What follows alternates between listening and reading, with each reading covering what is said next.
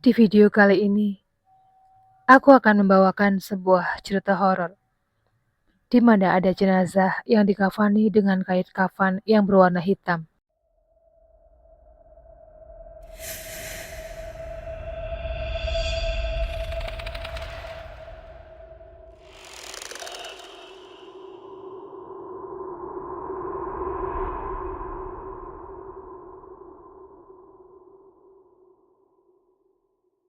Dahulu sekali, di sebuah desa yang cukup terpencil dan jauh dari perkotaan, hiduplah seorang nenek.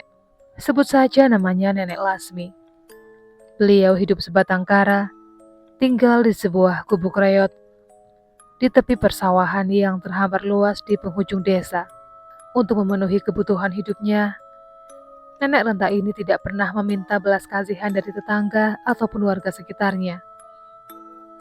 Dengan tenaga yang tersisa, di usia senjanya, dia kadang mencari kayu bakar, mencari tanaman kangkung liar, atau menjadi seorang buruh cuci untuk mendapatkan uang guna untuk sekedar memenuhi kebutuhan hidup dan makan sehari-harinya. Namun dikarenakan faktor usia membuat tenaganya makin lama semakin melemah. Beliau tidak kuat lagi untuk menjadi buruh cuci dan bahkan belakangan sering sakit-sakitan. Namun walaupun kondisinya demikian, rasa empati atau kepedulian warga sekitar nyaris tidak ada. Entah kesalahan apa yang telah diperbuat nenek renta ini. Seakan-akan seorang nenek yang sudah sepatutnya dibantu ini seperti tidak terlihat di mata mereka. Jangankan obat-obatan dokter, obat tradisional seperti bawang merah dan bawang putih pun nyaris tak pernah terbeli. Sedangkan asupan makanan dari hari ke hari semakin berkurang, ditambah usianya yang tidak muda lagi. Hingga akhirnya, nenek tua ini menghembuskan nafas terakhirnya dalam kesunyian, meninggal tanpa seorang pun yang menemaninya. Hanya gubuk reot tempat satu-satunya yang setia meneduhi dirinya, sampai akhir menutup mata dan nyawa meninggalkan raganya yang lemah. Setelah meninggalnya Nenek Lasmi, barulah warga desa tersadar kalau nenek tua yang tinggal di penghujung desa telah tiada. Dan tentunya bagi kaum muslim, fardu kifayah hukumnya untuk menguruskan proses penguburan dari mulai memandikan, mengkafani, hingga akhirnya jenazah dikebumikan dengan layak. Namun entah kenapa, ketika hendak mengkafani mayat Nenek Lasmi, kala itu tak satupun warga yang memiliki kain kafan, dengan alasan untuk pergi ke kota terlalu jauh. Sedangkan hari sudah terlalu sore. Akhirnya, Nek Lasmi yang malang ini hanya dibalut kain seadanya saja. Bahkan kain itu tak berwarna putih seperti kain kafan pada umumnya, melainkan bisa dibilang agak hitam. Iya, mayat Nenek Lasmi dikafani dengan kain berwarna hitam. Astagfirullahaladzim.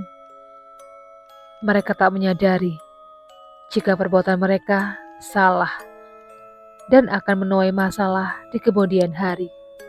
Setelah prosesi penguburan jenazah Nek Lasmi selesai, semua pelayat pun pulang ke rumah masing-masing tanpa berpikiran macam-macam. Hingga pada suatu tengah malam, di salah satu rumah warga yang tak jauh dari bekas kediaman Nek Lasmi, tepatnya di sumur belakang rumah, sebut saja namanya rumah Bu Utin, terdengar seperti ada suara orang yang sedang mencuci pakaian. Terdengar pula suara senandung dengan nada yang teramat sedih. Nyuci kain hitam ingin jadi putih. Begitulah senandung itu berbunyi. Kalimat itu dinyanyikan berulang-ulang di sumur belakang rumah Bu Utin. Suara nyanyian yang menyayat hati itu didengar oleh pemilik rumah dari dalam kamarnya dan membuat Bu Utin terbangun. Sambil membangunkan suaminya, Bu Utin berkata, "Pak, itu seperti ada suara orang lagi nembang di belakang rumah. Bapak denger nggak? Siapa ya? Tengah malam begini nembang kayak gitu di belakang rumah kita?" Tanya Bu Utin kepada suaminya.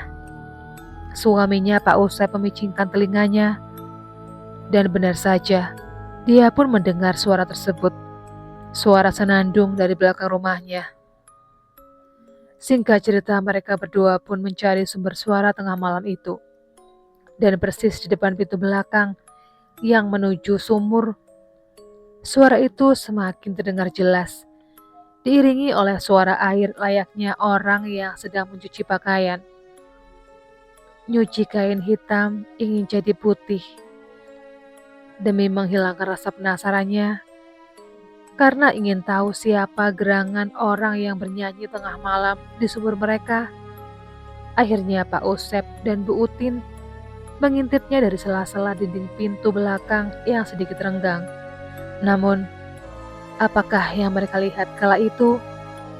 Ibu Utin dan Pak Usep melihat sosok seorang nenek dengan rambut putih terurai berantakan, wajahnya menyeringai seram dan menatap tajam penuh kebencian ke arah mereka berdua.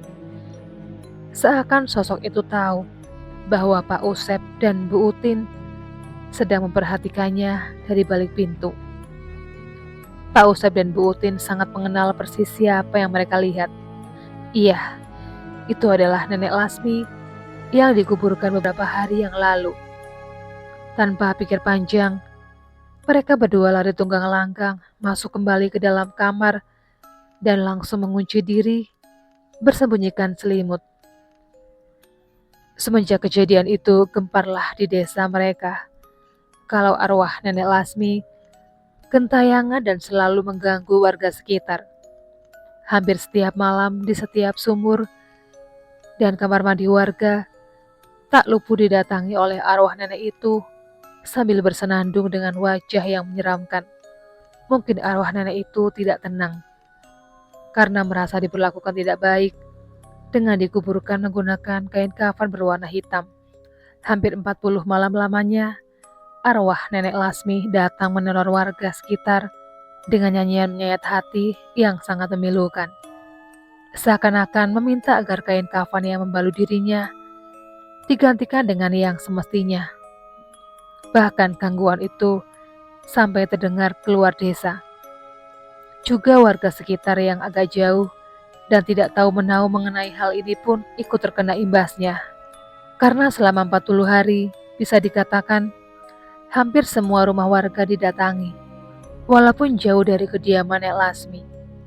Saking gemparnya, sampai ada beberapa warga yang terpaksa mengungsi ke rumah saudara mereka di luar desa. Karena saking takutnya didatangi arwah Nek Lasmi. Hal ini akhirnya terdengar sampai ke telinga seorang pemuda alim yang baru saja keluar dari pondok pesantren. Dia mendengar cerita perihal teror mengenai arwah Nek Lasmi dari obrolan orang-orang di kedai kopi. Singkat cerita, dengan inisiatif si pemuda alim tersebut dan beberapa santri yang membantunya, mereka mendatangi kampung tersebut untuk mencari kebenaran cerita tersebut, sekaligus meminta izin kepada warga setempat untuk membongkar kembali makam Nek Lasmi yang telah meresahkan itu dengan tujuan untuk menggantikan kain kafannya dan menguburkan ulang jenazahnya dengan layak. Akhirnya pada suatu hari, tepat di kuburan Nek Lasmi, mereka memanjatkan doa yang dipimpin oleh pemuda santri itu, serta dibantu oleh beberapa warga yang ikut membongkar kuburan Nek Lasmi.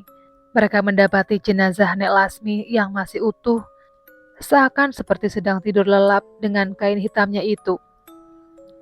Lalu dengan tanpa adanya kendala, kain hitam yang membalut jenazah Nek Lasmi tersebut digantikan dengan kain kafan baru yang berwarna putih bersih, seperti halnya jenazah yang baru akan dikebumikan, dengan diiringi doa yang dipanjatkan bersama oleh para santri dan warga yang hadir.